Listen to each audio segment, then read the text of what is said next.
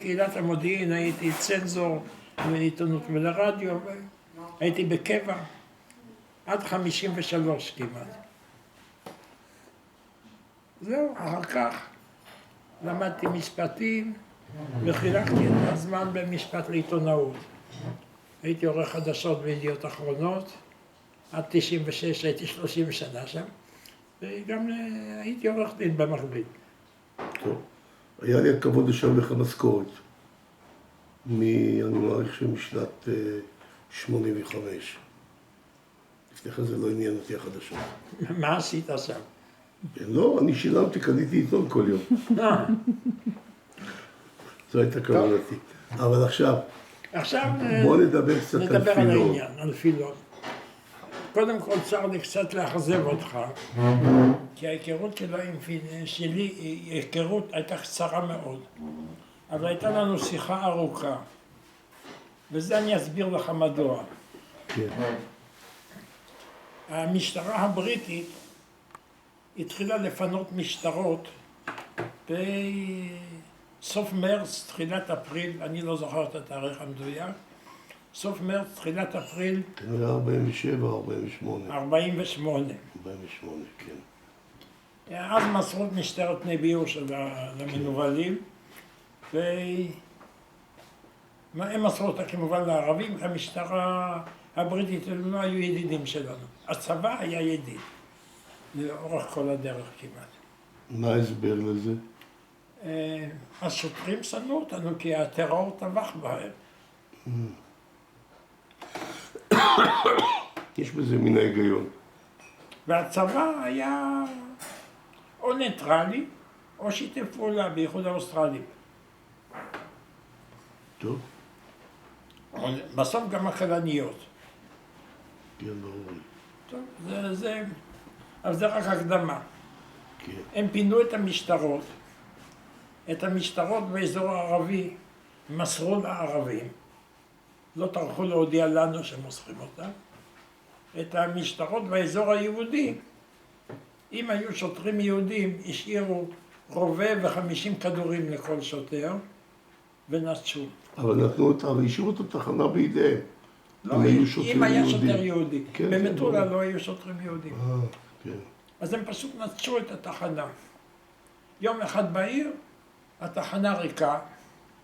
בית המכס הקטן, היו 2 בתי מכס במקביל לתחנה, אחד בראש פינה, הם עדיין פינו אותו רק בסוף, פינו את בית המכס הקטן במטולה ואת תחנת המשטרה. כן.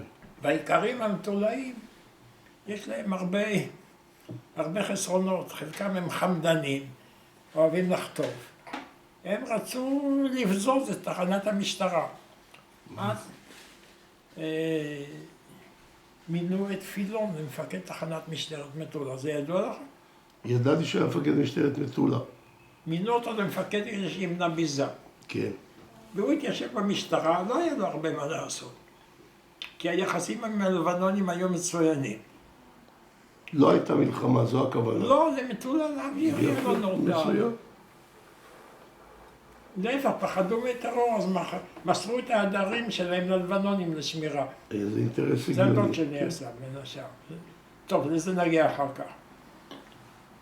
פילון שהתמנה, הוא לא... ראשית, בית המכס, העיקרים ניסו לשדוד. שם היו סחורות. כן. במסמכים הם לא היו כל כך מעוניינים. הם ניסו לשדוד את הסחורות והנשק. ואז כיתה של פלמחאים פשוט העמידה אותם אל הקיר. ואחד מאלה שעומדו על הקיר היה הדוד שלי. כי המשפחה שלי הייתה במטולה, עדיין ישנה, עדיין הצאצאים ישנם שם. וכשפילון התמנה, הוא רצה לדעת מי ידיד ומי אויב במטולה. כי הגיעו כל מיני שמועות, הגיעו שחלק מהמשפחות במטולה, משתפים פעולה עם הערבים, עוסקים בהברחות לפה, הברחות לשם, והם אי אפשר לסמוך עליהם. ושעל חלק, כן אפשר לסמוך. כמו למשל משפחתו של שעוני, אם שמעת על בן אדם בשם שעוני. שמעתי את השם שרוני. זה האבא של הצ'יזיקים, של אפרים צ'יזיק, שנהרג בחולדה, של שרה צ'יזיק, שנהרגה בתל חי. כן. אז פילון לא ידע על מי לסמוך. אז הוא התעניין בין החבר'ה, הפלמחניקים האחרים, שהיו איתו, שבאו והלכו. אז הם ישבו באיילת השחר, בתל חי, במטולה, בג'חולה, במקומות האלה. הוא התעניין אם יש מישהו שמכיר טוב את מטולה, שיוכל לעזור לו לסמוך על מי אפשר לסמוך ועל מי אפשר לא. ומישהו נשין עליי, אני אפילו לא זוכר מי. הייתי בדיוק אצל הדודה שלי, זה, אם שמעת על אסתר לויט, הדודה של החיילים. אני כמו שנכלם לא. הדודה של החיילים. היא קיבלה פרס ישראל. זה היה בשנות ה-70. זה דודה אמיתית שלי, זיכרונה לברכה. כן. היא הייתה אמיתית. כן, שמעתי עליה, אבל אני לא יכול לספר... אני יכולתי תמיד להתפאר שזה הדודה אמיתית. טוב, אני שמח בשבילך. כשהייתי תיכוניסט, את החופשות הייתי מבלה שם. הבנתי. עכשיו, מישהו סיפר שאני בדיוק נמצא במטולה. באתי לבקר אותם, זה היה איזה צירוף מקרה. אז קראו לי לבוא למשטרה, ושם הייתה לי למעשה השיחה המשמעותית. בכמה אתה היית? תכף תשמע. טוב. מאחר ואני למדתי עוד מהמפקדים שלי בש"י, כשהייתי תיכוניסט, שכשאני משוחח עם מישהו כדאי לי גם לשאול, לדעת משהו עליו. אז הוא נראה לי צעיר מאוד. שאלתי אותו בן כמה הוא, אמר לי קרוב ל-19. ואמרתי לו גם אני. ואמרתי לו, אני נולדתי ב-1929, אמר גם אני. ואני אומר, אני עליתי לארץ, אני אמרתי, עליתי לארץ ב-36, אומר גם אני. אבל הוא עלה מפולניה ואני באתי מליטא. כן. באותה שנה עלינו, באותה שנה נולדנו. אז כבר הייתה שיחה די ארוכה. הסברתי לו ממי כדאי להתרחק, לא להרגיז אותם יותר מדי, ועל מי אפשר לסמוך במקום. למשל, טוב, אולי אפשר לחשוד אותי בפרוטקציוניזם, אבל אני מנסה למשפחה שלי. כי בן דודי המנוח עסק בהברחת מעפילים מארצות ערב. צדיק. הוא היה קודם כל הנהג של בריגדיר בנימין בבריגדה העברית. והוא לא עסק בהברחות לשמן, אלא הברחת אנשים. אנשים, ברור לי. יחד עם חיים חפר, שקראנו לו עופר בלופר. עליו השלום. כן. בלופר או לא בלופר, אבל הוא השאיר אותנו כן. השאיר אותנו בשירים רבים. בהרבה. כן. ועוד פעם אני אתמקד יותר בפילון. אז רגע, זו הייתה השיחה שלי עם פילון. אחר כך פילון הוקפץ לפעולה הזאת. הוא לא היה מ"פ שלי, המ"פ שלי היה איציק הוכמן, שנהרג אחר כך בזמן כיבוש משטרת צפת, משטרה עירונית. איציק הוכמן למיטב ידיעתי היה מ"פ, הוא היה מ"פ של הפעולה הזאת. הוא היה מ"פ שלנו. כן. של הדפנאים. כן. הוא היה גם הסמג"ד. איך פילון הסתדר למשל הוא הרי טיפל בעולים חדשים. כן. כל המחלקה שלו היו עולים חדשים. זה לא היה אנשי פלמ"ח. לא, ודאי שלא. זה היו ברתק, מזה אני הייתי כבר רחוק. עכשיו, אתה לא יודע מה היה שם. הפגישה הזאת אחרי השיחה, זה כשאנחנו באנו לקבור אותו. מה זאת אומרת באתם לקבור אותו?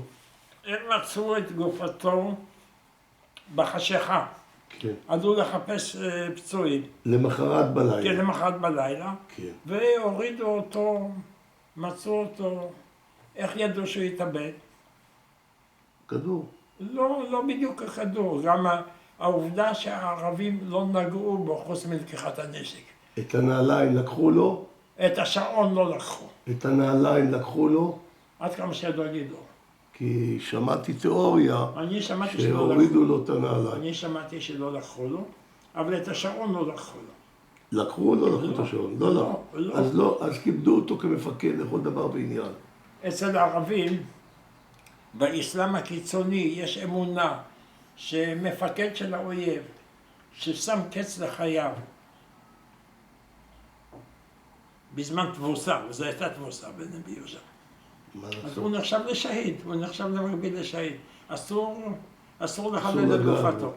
לאחרים טחנו את הראשים עם אבנים. מה אתה אומר? הרי אנחנו אחר כך זיהינו את הגופות כעבור חודש, אי אפשר לזהות אותם. זה אתה לא שמעת על הקבורה. שמעתי על הקבר אחים.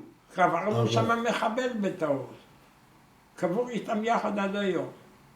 במקום בועז עמיקה מחיפה, את הגופה של בועז מצאנו רק מאוחר יותר. ואז האבא של בועז התאבד, עורך דין עמיקה, ירה באסון. מה אתה אומר? טוב, זה שבר נוראי. טוב, אבל זה כבר לא נוגע. כן. אנחנו קברנו אותו בתל חי, קרוב לטרומפלדור. כן, אני יודע.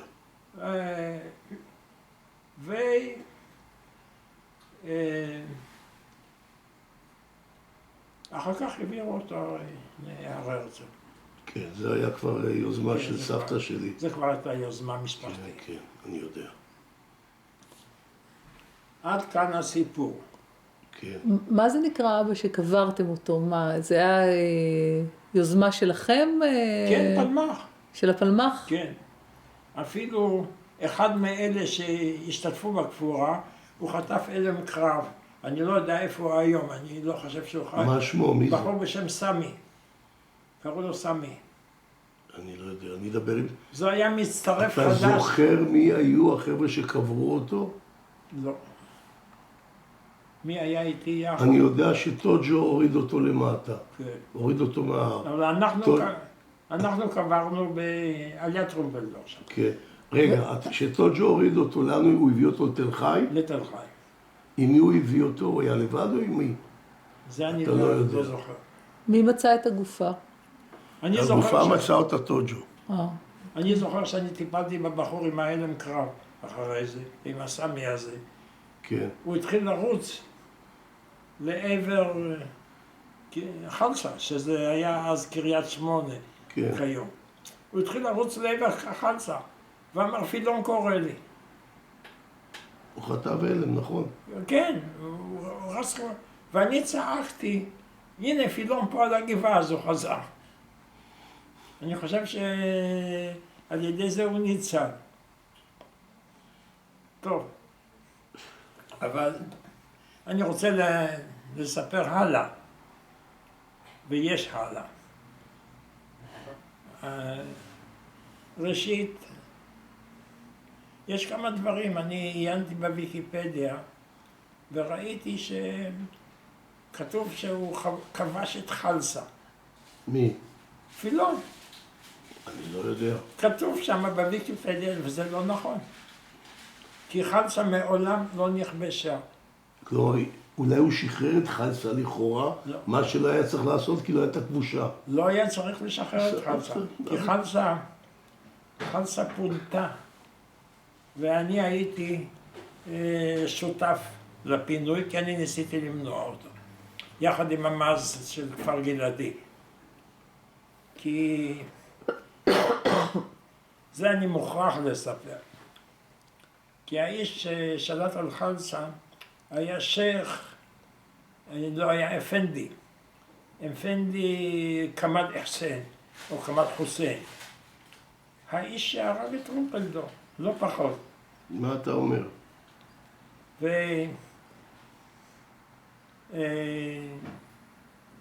הוא היה ידידי הטוב, הרוצח של טרומפלדור. איך זה? הוא היה ידיד של הדוד שלי. וביום שלישי היו יושבים בשוק בחלסה, ששם אפשר היה לקנות הכל, מנשק ועד פרה. כן. היה יושב בשוק עם כמאל אחסן, ואני הייתי מצטרף אליהם כשהייתי בחופש קיץ כתיכוניסט. כן. והוא סיפר לי על הרצח, הוא סיפר איך הוא ירה. הוא אומר שאחת הבחורות פתחה עליי באש, ואני לא רציתי להיות מת, הוא אומר. הוא אומר, הייתי מוכרח להתגונן. אז הוא ירה על טרומפלדור? כן, הוא ירה בטרומפלדור. אחת הבחורות ירתה עליו, אז הוא ירה בטרומפלדור. אז הוא ירה בכולם. הוא ירה בכולם. וכולם פתחו באש שם. מפני וכיום זה מתברר שזה נכון, זו הייתה דבורה דרכלר.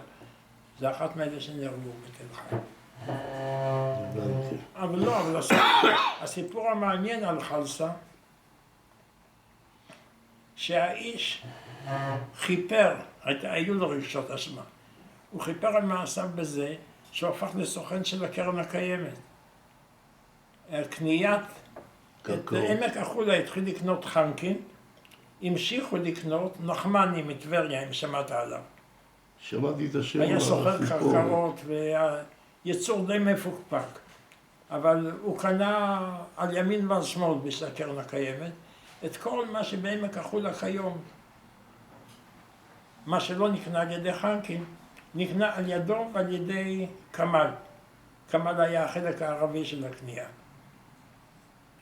רגע, עכשיו החלק מה שכמל קנה, לאן הלך? זה הלך לקרן הקיימת? לא. זה הלך עבור הקרן הקיימת? כן, עבור קרן קיימת, ודאי. אז כמל הוא היה סוכן של הקרן הקיימת? הוא היה סוכן של הקרן הקיימת. בסדר. אז הוא כיפר באדמות על הוא היה יותר מזה. הרי חלסה חסמה את הדרך לטבריה. נכון. והוא הבטיח את המעבר, כי הוא שלט בשם. זה חשוב.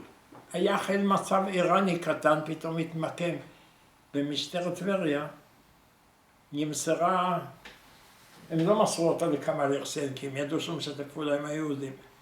אז הבריטים מסרו את זה לחיל משלוח עיראקי. עיראקי או איראני? עיראקי. האיראנים לא היו אז בתמונה. כן. ומשאית שלנו נעצרה, העיראקים חפרו בור, אז המשאית שקעה בבור. אנשי כמאל חוסיין פתחו באש על העיראקים, הבריחו אותם מהתחנה. טוב. והם בעצמם סתמו את הבור והעלו את המשאית למעלה. אף אחד לא נפגע. טוב. ואנחנו צפינו בזה מלמעלה מתל חי. הבנתי. אז עכשיו, בזמן הפינוי, התחננו לפניו, הוא אומר, אני מוכרח לפנות. הוא אומר, זה מצווה, זה כולם עוזבים, אני לא אשאר לבד, אני רוצה להישאר, אני לא יכול. תנו לי מעבר דרך מטולה. ואני אמרתי לו, אל תפנה. אל תפנה, לא רוצים שתפנה. הוא אומר, אני לא יכול. הוא אומר, חוץ מזה יש לי גאולת דם ביני ובין כפר גלעדי. אף על פי שהיה קשר טלפונים ביניהם. הוא אף פעם לא חזר לבקר ביניהם. הוא אמר שהוא מפנה, ופתחו לו את מטולה. לא הייתה אז גדר טובה. ושיירה ארוכה, הם עזבו כולם. חלסה התרוקנה. חלסה לא נכבשה, היא פונתה. זה הסיפור. טוב, על זה אני לא כועס. והוא אחר שילם בחייו. הוא ירד מחשמלית בביירות, ואחד מאנשי המופתי ניקב אותו בתת מקלע. אנחנו לא מצטערים עליו. קיבלנו את הידיעה באותו יום. אנחנו לא מצטערים עליו, נכון? אני מצטער עליו. עד כדי כך? אני מצטער עליו, כי הוא עשה הרבה בשבילנו. הוא הרג את טרומפלדור. בקרב. ירו עליו. טוב, בסדר, אני מקבל את זה. אני מקבל. ירו עליו. עכשיו, לצערי אתה לא היית בנבי יהושע, בטקס שפתחו את מוזיאון. לא, עכשיו יש לי לספר לך אולי את הדבר העיקרי. לא, אתה מחזיק אותי במתח. תכף אני אחזיק אותך. כן. הסיפור העיקרי הוא שכשאני נחטפתי על ידי מפקד המודיעין, הובאתי לבסיס שלהם ביבניאל, ותפקידי היה לאסוף מסמכי אויב ולתרגם אותם במידה הצורך, וההוראה הייתה לתרגם רק מה שרלוונטי. והנה הגיעו אלינו המסמכים של נבי יהושע, אחרי שהם פינו את התחנה, ואחרי שקברנו את ההרוגים. כן. הגיעו אלינו כל המסמכים בצרור, ורובם לא היו שווים הרבה. ואני התחלתי לעבור עליהם בערבית, ופתאום מצאתי יומן בכתב נאה בערבית, ערבית קלאסית, היומן של קצין המודיעין של קאוג'י, שישב בתחנה הזאת. והוא כותב שם ככה. אני תרגמתי את זה, למרות שהייתה לי פקודה, יכולתי לא לתרגם, כי זה לא רלוונטי. רק היה צריך לתרגם מה שדחוף לפעול לפיו. כי היו פעם בשבוע באים, היה בא מישהו, היה בא איסר הראל, איסר הגדול, כן. לבד, בלינקולן שלו, או שהיה בא סגנו, לוי אברהמי, אם אתה יודע מי זה? לא. היה מפקד משטרת ירושלים אחר כך. אפילו בתור ירושלמי לא ידעתי. אחרי שעזב את הצבא. לא, עשה את המוות לנטורי קרתא. זה מצווה איתו. המפקד האחר בטח אתה שמעת עליו. הוא היה נשיא המדינה, הרצוג. בוודאי. ויויאן היה מפקדו השני אחריו. כן. מה ראית במסמך? עכשיו ראיתי במסמך משהו שהייתי מוכרח לתרגם אותו. ותרגמתי אותו. כן. ומסרתי אותו.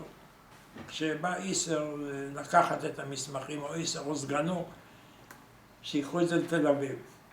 במסמך היה כתוב ככה, ואני זוכר את זה טוב טוב, שהיהודים האלה או טיפשים או רשלנים, הוא כתב עלינו. הם היו חייבים לדעת שאי אפשר לפוצץ את הקיר של המשטרה מלמטה, כי היסוד של התחנה הולך עד הסוף. כל היסוד הוא עבה. אי אפשר לפוצץ מלמטה. והם ניסו לפוצץ מלמטה, ואז שלשלנו עליהם את רימוני היד. ופתחנו באש מכל הכלים. וזה היה הניצחון שלנו. זה הניתוח שלו היה לקרב. והניתוח שלו, אני אסביר לך את האמת של הניתוח. הוא גם מסביר למה היהודים היו חייבים לדעת. כן. הוא אומר, אנחנו יודעים שהמשטרה היא בניין טייגרט. נכון. אנחנו יודעים שבנייני טייגרט נבנו על ידי סולל בונה, זה כתוב במסמך. ומי שניהל את הפעולה הזאת היה חייב לדעת את זה, כי התוכניות היו בוודאי בידי היהודים. אם לא פה, אז בתל אביב. עכשיו, מי שיכין את הפעולה, כן. לא יהיה בתוכניות של טייגר. בוא, אני אקל עליך פה בקטע הזה. לא ידעו בתוכניות של יש לך פה מחסור של קצת אינפורמציה. קודם כל ידעו שאלה תחנות של תאגיד, ידעו גם שצריך להגביה את הפצצה, את החומר נפץ, אי אפשר לשים אותו על האדמה. הטעות של דודו הייתה, הם הביאו את המשרפרף, ובזמן הטיפוס למעלה הם איבדו אותו, ובגלל זה הייתה להם בעיה. עכשיו, למה הם הגיעו למצב שגילו אותם? הם ניסו לבנות במקום השרפרף הזה, לעשות מגדל, שקודם כל, הבעיה הייתה, היו שתי בעיות. הבעיה הראשונה הייתה שהחומות, היו הרי גדרות של ברזל, של תיל. הייתה חומת תיל נוספת שלא תכננו אותה. זה היה העיכוב הראשון. לפני שיוצא לפעולה, מנסה לברר. תראה, כוח האש, בפועל מה שקרה שם, הפחד הגדול היה שיגלו אותם, כי החבר'ה שישבו למעלה במגדל, כל מי שהיה למטה היה בשר תותחים, אין לזה תשובות. זורקים רימונים, זורקים שמן רותח, זה אותו דבר, כמו בתקופת הרומאים, הכל עבד. ברגע שחשפו אותם, הטעות הגדולה הייתה, ואני חייב לדבר עליה בקול רם, זה שהשתמשו בבונגלו, משום שהקשר ביניהם לא היה טוב. הסיכום היה, עם הכוח הפורץ, שהוא יפרוץ לכיוון המשטרה אחרי שתהיה הפצצה שתפוצץ, שתיצור את החור. תראה כמה גרסאות היו. היו מיליון גרסאות. לא הייתה חקירה של ממש של השר להפקת לקחים. לא היה. אני על זה לא מתווכח איתך משום לא היה. אני נולדתי תקופה לא ארוכה לאחר מכן, ואחי ואני שיחיה עד 120 חוקרים את הנושא ב10-15 שנים האחרונות, מתוך מטרה לגלות מי היה פילון. כי בשבילנו פילון היה מפקד, פילון היה מעשה גדול. מפקד, גיבור, ואולי מתאבד קטן, אני הוא לא. נשאר עם הפצועים. לא, עכשיו, זה נכון. עד מתי הוא נשאר עם הפצועים? הוא בבוקר, בשעה 5 בבוקר, ירה בהם, ב6 בבוקר, או ב12 בצהריים? זה שהוא ירה בהם זה לא בטוח. הוא ירה בהם בטוח. הוא ירה בהם בטוח, אני אגיד לך למה. כי היו גם הסימנים על הראש של ירייה מטווח קצר. אבל זה פחות מעניין אותי לצורך העניין. אגב, הייתה גם הוראה של בומה, של, איך קוראים לו? מפקד השטח, שאמר, אתם לא משאירים פצועים בשטח, כי החמדולים גומרים הכל. אתם הורגים אנשים או מפנים אותם איתכם. למזלי, פגשתי את אמנון בן יהודה. כן. הוא היה איתי עכשיו 2 ימים, שהוא בא לארץ, ואני חקרתי אותו בכל היכולת שלי ועל כל הנושאים האפשריים. מה שהוא ידע, הוא יכול לספר לי, אבל ברגע שהוא נפגע בראש, באותו רגע הוא לא ידע כלום. זה בעיה. כן, נכון. זה בעיה. ולמרות הכל היה לו צבר של אינפורמציה ענק. כי הוא אסף אותה מכל מיני מקורות. כן, אני מתאר לעצמי. אבל יש מקורות שמתנגשים, זה עד היום. אני מניח ששום דבר לא יהיה סגור סופית לעולם. אבל יש דבר מעניין. כן. לאן הלך המסמך הזה? הוא פשוט נעלם. המסמך שאתה תרגמת? כן. התרגום הזה נסע לתל אביב. המאגר של מסמכי המודיעין היה אז באתר הזמני של הארגון, במערכת השדה, בפינת גורדון ובן יהודה. כן. הייתה מערכת העיתון השדה. כן. זה היה בסיס של המודיעין למעשה. אתה לא שותה את הקפה שלך, לא יודע למה. מה? אתה מחכה שיקפא? אז אפשר לשים מקל, שתוכל לאכול את זה בתור קרטיב. אתה לא אוכל את העוגה שלך. לא, אני סכרת. וואו. ואני אוכל אותה בעיניים כל הזמן. אני וזה מתנצלת. מספיק לי. בדיוק החזקתי משהו ללא סוכר, ואם הייתי יודעת מראש, וואו. אז